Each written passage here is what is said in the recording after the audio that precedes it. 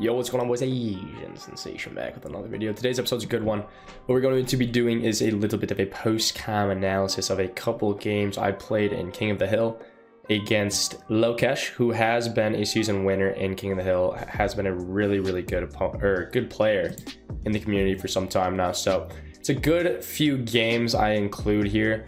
I wanted to include them because I thought they were definitely post-worthy. However, I wasn't live coming at the time. I was either in a setting where I couldn't. Basically, yeah, I was in a setting where I couldn't live com. So, but I did want to include the footage, and this will kind of allow us to do a little bit of analysis, hindsight. So, should be good. Be sure to hit that subscribe button. I'd really appreciate it right there. Boom, down there. Go hit that sub button. I'd appreciate it. We're on our way to 53,000 subs, and yeah, let's get it.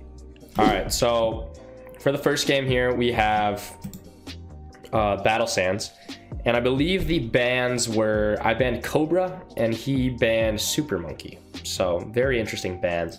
And we have Battle Sands with no Cobra. I felt pretty safe going Darling here.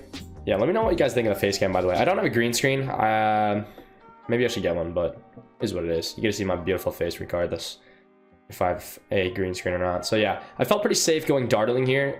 Since there is no Cobra, that's really the main concern. When you're going Dartling on this map, you don't want to go against Cobra. Like, it's very easy to lose to a good Cobra player if you go Dartling Bomb here, or any Dartling strat for that matter. But we're going to be starting off with a passive start. I kind of pictured him to be going DFA here. One reason being, he didn't anti-stall. If he was anti-stalling, that would indicate he's either going aggro Dart, aka like Dart Wiz or something, or he's going to go aggro Wiz Tack. And obviously he's not going to go NG on a weird map like this, so I'm not worried about that. So we get up our Dartling a little late. And I should note that these games are from before update 6.11. Essentially, that means that Powerful Darts is only going to be $600 for upgrade as opposed to the $750 that it is now. So you should keep that in mind throughout these few games that we do play. Should be noted. All right. So yeah.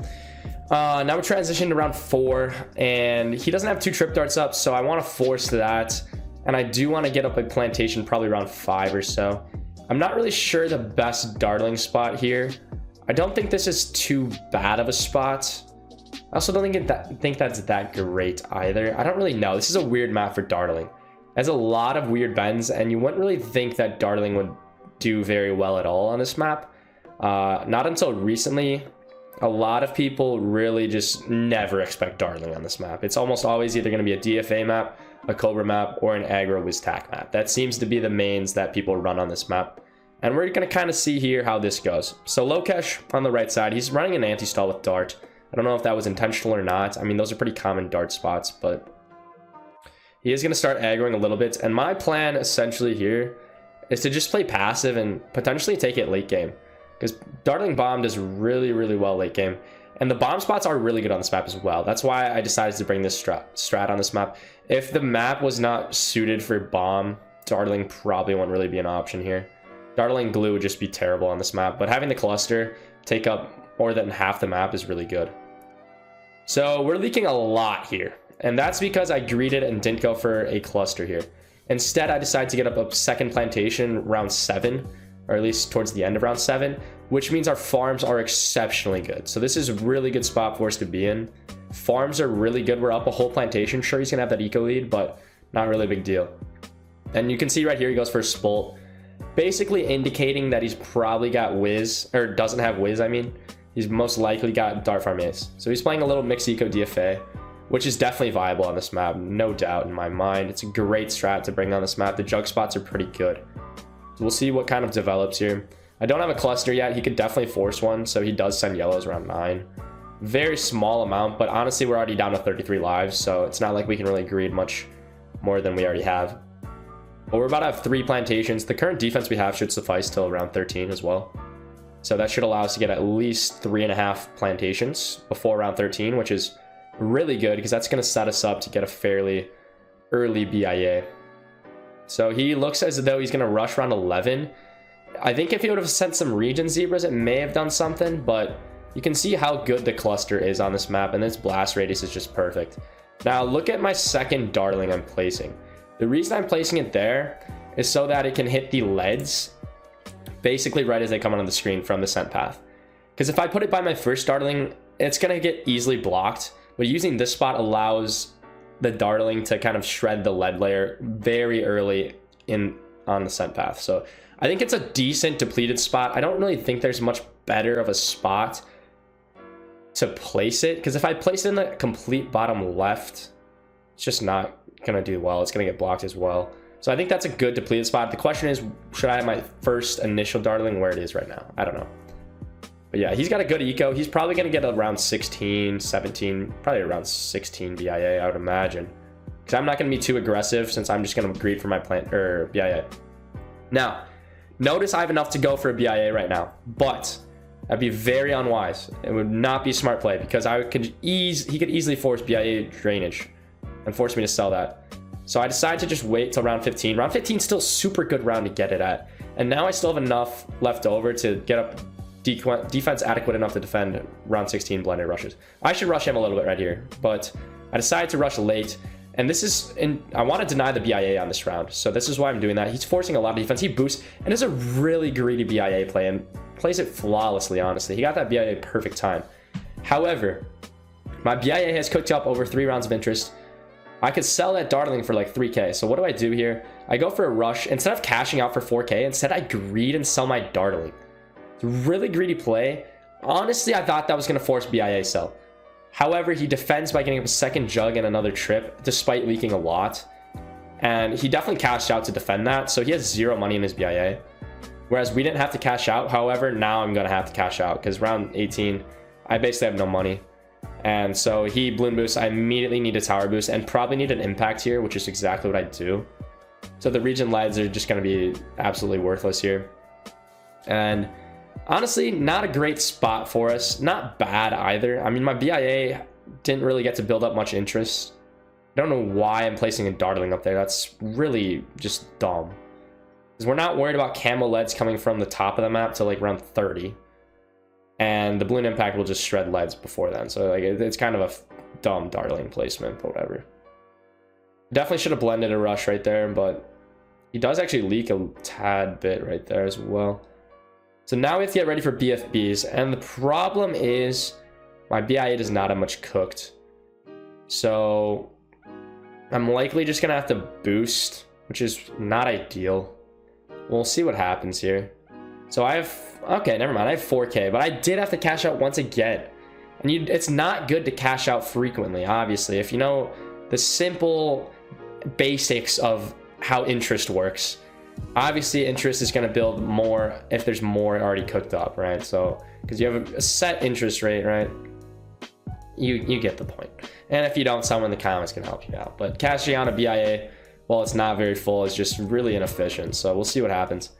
We have about 1,000 eco round 21, which is pretty good. And I have a very solid amount of money into my defense. So I'll be able to get a facility on this next round. I think it's not a bad play to sell a BIA here. It doesn't have much cooked up. And we want to get the quick cash from all of the banana crates around 22. Because round 22, eco's not going to matter nearly as much as getting all those crates. So what do I do here? I think about it. I think about selling the BIA and cashing out and buying a facility, but instead I don't. Probably should have sent him a rush, but I mean, he has 3 jugs and an ODS, so maybe not. So I decided to greed here. I'm going to save up for my facility. Should be able to get that up around 24, which is a good round to get it because it's a very fast round. And like I said, you want those good farms. So we'll see what happens here. Round 23, nothing's really exciting here. But I think, yeah, I'm going to skip forward a little bit here. All right, so round 24, I have my facility. He has a facility as well with a BIA. So he's doing pretty well. He's definitely going to have to boost that. Look at that. Look at his screen, man. You would think that'd be an easy boost. Absolutely saw a billion balloons go by. But C11 Gang's a little hacker. Just kidding, he's not. But I don't know why I said that in trippy voice either. Hacker versus hacker. All right. So we're saving up for our farms. We have almost 1,500 eco. It's really good. He's doing a really greed play. You see how he just sold all those jugs so he can get up a second facility? Basically, he is just telling us he's going to boost here.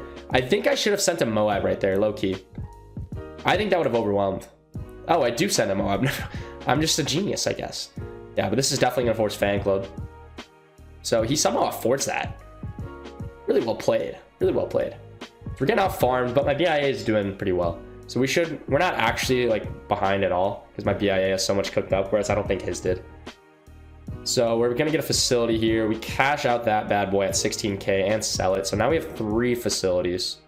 We don't need our BIA anymore. It's done its job. It's gotten us quite a bit of eco. We're up to 1600, so can't complain there. Locash is doing some pretty good ODS micro. The ace is really good on this map, as is the cluster though. So we'll see how this goes. Now, before we go into late game, here's kind of my thoughts. Our farms are going to be pretty good. 4 facilities, round 27 with 1600 ecos, pretty dang adequate. So I'm thinking we'll do all right. I don't know. Steps is a tough map. It's really a tough map. But the plan is to just farm on, let him initiate the rushes. If he's not rushing before round 32, I can start rushing him with slow cooldowns on my gods and then fast cooldowns starting like round 35. But I'm not really too worried about this game yet because my farms are going to be so good. And I don't really have an incentive to rush him until round 32. Now, what a lot of people do against Darling Farm Bomb when they're going DFA is they like to send fast cooldowns on my gods around 32. A ton of fast cooldowns on my gods. Essentially a near all out. I'm checking my battery percentage, classic. But yeah, essentially an all out. Just because you do have to get up so much defense so quick. And it can kind of catch your opponent off guard. But I was kind of expecting that. So I think we're going to prepare starting like round 30 for all that shenanigans. But yeah, you can see we're tied in farms. I'm actually pulling ahead in farms now. We're up an entire facility at this point. So we're out farming, likely indicating that we're out ecoing. Not too surprised there. And yeah, round 30 rolls around. This is probably going to be my last facility. I don't think I should get up more facilities. It's time to prepare. So yeah, now you can see I get a laser cannon up top. That's going to be a future Ray of Doom. Now the reason I place it there is because I'm going to be placing bombs everywhere and my darlings are going to follow those placements. So if we have that Rayo shooting down, it's going to be hitting all the Moab class balloons he sends while we can still upgrade. So I'm spamming Moab Maulers, getting ready for that round 32 all out that I was mentioning earlier. So we're doing that. And round 32 is going to roll around. We're not going to need that balloon impact once we have a Ray of Doom. That's just going to be taking up space. So we have to keep that in mind. And there's a balloon boost. So I'm expecting an all out. So I instant counter. And there you can see sending quite a bit of fast cooldowns as I was expecting. So I just sell all my farms because he's basically all outing us here. He's already sent like $90,000 worth of Oh My Gods and he's still continuing. So I just sell all my farms here. And okay, I'm buying freaking farms right there. Sick. So yeah, our screen looks very spooky. But we have another boost. We have a lot of Maulers. I need to just spam Maulers. We have 40k in reserves. So the plan is to just get up a ton of Maulers, use the assassin abilities, and have the Ray of Dooms clean up basically any Moabs. So let's see how this goes. We're doing a lot of work over here. We do use a boost, and by the time we use our boost, we're getting a lot of Moab Assassins back. And you can see the Ray of Dooms are just so essential, dude. They just clean up everything. And so we're pretty much defending. He's struggling a little bit. I'm Moab Assassin spamming, actually, to help shred these big boy layers down. And I think it's a really good... Look where I'm Moab Assassin abilitying. My Ray of Dooms follow that, right? That's why I'm doing it there, because it still has my rail shoot down that straight line. And you see we defend that very clean, despite the freaking tons of Oh My Gods he sent. And we have so much money in our defense compared to him. We have a lot of permanent defense, whereas he needs to get up like GZs and stuff. And he just goes down to AI right there. So it was a pretty eventful game. I thought it was pretty clean defend as well. And yeah, so let's go to the next game. All right, so this one, Lokesh decided to choose interchange. I think it was the same bands. It was definitely the same bands. Cobra and... Oh, bands were Cobra and NG. Or Cobra and Super, yes. He's starting off with an anti-stall. I'm guessing that's just in case I go heli or something that outlasts his loadout. And... Alright. So yeah, he's doing that anti-stall. He doesn't even have a farm up yet. There he goes. Gets his farm rolling. And we're going to play... Well, my gameplay, I'm not a very good, like, aggro DFA factory player. Not my playstyle. My playstyle is either, like, somewhat passive BIA completely passive BIA or just kind of winging it, essentially. So my plan is to just get a BIA, take it late, because I trust in my micro. I think my mechanics are pretty dang good, whereas my knowledge of DFA is lacking. I never play DFA private matches unless it's Koth. Like, I'm not one of those sweat stains that's sitting on offside, that's playing DFA all day offside, and that's it. Like, I see grass other than offside. I go outside, unlike most of you people. Shout out Brogle for that quote, but it's facts. So yeah, I'm not a little sweat stain DFA guy, so we're having fun with it. Aside from that, I'm greeting for a plantation here. So we get around 5 plants, really, really good. Beginning of round 5, I should add. And we barely leaked at all. So that was largely due to good dart targeting and very, very good. So I like our dart spots. He has slightly different dart spots. He greets for his plant as well. So we're tied in farms. Leaks are quite minimal, which is good because Interchange is a pretty leak heavy map, believe it or not, despite the long kind of nature of the map. So I go for another farm, really greedy.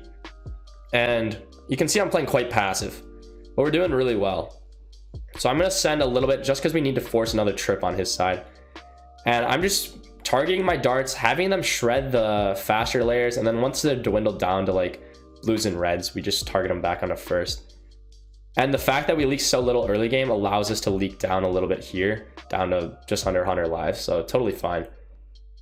Now, we are farming decently well. I'm getting a little bit of eco at the same time and forcing leaks.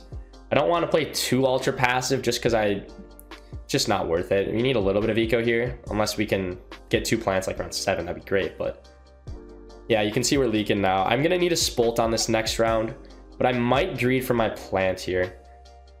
As I do, yeah, so we're up an entire plantation. I'm basically telling him I'm just gonna boost to your yellow rush. So he's playing quite aggressive. So these are like the 2 kind of polar opposite play styles of DFA. Me playing extra passive, sacrificing boosts for farms. And let's see what he does. He's likely gonna, yes, he's just gonna afford a spolt there. That's good, denies the second farm placement. And I get so greedy here. Look at this, dude. Asian Greed Station has entered the building. So very good play, honestly. Because if I can still get, okay, problem is he could send a region lead right here. And I probably would be chasing for a little bit, but you can see he sends regular leads. I do get up this jug, but getting that 3rd farm was honestly a pretty alpha move and pretty pivotal point in the game. So let's see what happens. Round 11 rolls around. I'm not worried about rushing him. I'm just worried about defending his rushes and farming. That's my goal, is to just farm. I'm about to have 3 plants, which means I'm going to be able to get up a BIA around 16 or earlier, which is really good. I'm pretty much expecting a Camgrow led with some rush after. I look at that balloon boost bait. I basically balloon boosted so he would get up defense and not rush me right away. So let's see if we can defend this boostless. Definitely not. But that jug spot's so good. He used a balloon boost too, so I'm not worried about a secondary rush. We're just farming on. I should feel safe going for a plant here, as I do. Now if he rushes, we want to eco boost him, can afford another spolt. And he can't balloon boost, like I said. And he's not going to sell farms to rush. So I'm going to hide my farm in this little corner, bottom left corner. Should be good. Should definitely be good here. And now, prepping for round 15. Pretty much the options here are greed for a BIA round 15 and just plan on boosting round 16, which is what I do. And the issue with this is our last boost. So we're out of boost here, which is, I don't know, dude. Like the sacrifices I have to make to get a BIA against an aggro DFA player here are crazy. So this is just me basically saying, I can play passive BIA. I don't care if I have to use boost. We're just going to do it. So that's what happened. Now I'm getting my ace ready. I believe it feels like he's used a lot of balloon boosters. So I think he's out of balloon boost at the time. And so I'm not too worried about Moabs, because balloon boosted Moabs are so much more deadly than non-balloon boosted. So let's see what happens here. I'm expecting a regular Moab, but instead he balloon boosts. So I'm basically, yeah, I have to cash out here. It's my only option because I don't have boosts. And I'm trying to place a farm, lol. But yeah, basically I have to fan club way too much selling and rebuying. I facepalm myself because terrible money management there, plus cash out. But we have had our BIA for a few rounds, so we're already up to 700 eco, which is really good. Basically not going to allow him to drain us in game. Round 19, I should rush him. I should rush him. He has such little defense. I don't know why I'm not rushing him. Definitely looking back, should be rushing. Can force easy boost. He's basically leaking to AI as we speak. So really missed opportunity right there. You can see we're about to die to these leads. So I have to get up trip darts at the bottom, dude. Like, come on. Round 20, though, I think I'll rush. He has such a minimal defense. So yeah, we finally realize he has no defense. So I rush. I'm not really worried about any rushes because my ODS on that path is just so good. So we get boosts out of him. And looks like he's close to dying right there. Does defend though, so well done, Lokesh. He does use a boost. If you remember right, I think he... When did he boost? That might be his first boost. I feel like he's boosted to other... He boosted around 16, I think. I don't know. Okay, 1,000 eco round 21. Let's see how much we have on our BIA. I should... Oh, he's going to go for a facility. So very greedy. Basically planning on forcing an ODS here. He goes for a jug at the bottom. That should not be enough because round 21 AI has a ton of AI zebras that it's just going to slide on through. So let's see what he does. I facepalm thinking I got a free win right there. And he just goes ahead and boosts. So he either has 1 boost or 0 boost. I have used every single tower boost, every balloon boost, all my spikes. Like, we got nothing. But we do have good eco. So I'm going for another rush, ideally forcing an ODS. I like having my jugs where they are because I have a jug at the very top of the screen if you can't see that. And I like having them at the very top and the very bottom just to ensure that leads don't really do anything. Not many people... Oh, I don't even have a jug up there. It's a spolt. But I like having that as a jug up there. 1,500 eco is great. But yeah, essentially I like my jugs up there and down there, bottom and top of the screen, to allow us to pop leads as early as possible, making any lead rush absolutely futile, any AI leads absolutely nothing. So it's really good. So we should be sitting pretty good here. We've had our BIA for a while. We've been ecoing a little bit too to help get our eco up to 1,500. Not the greatest execution on our part in game, but you know, we're doing all right. We're doing just enough to get us to late game, which is all that matters because I trust in my late game micro.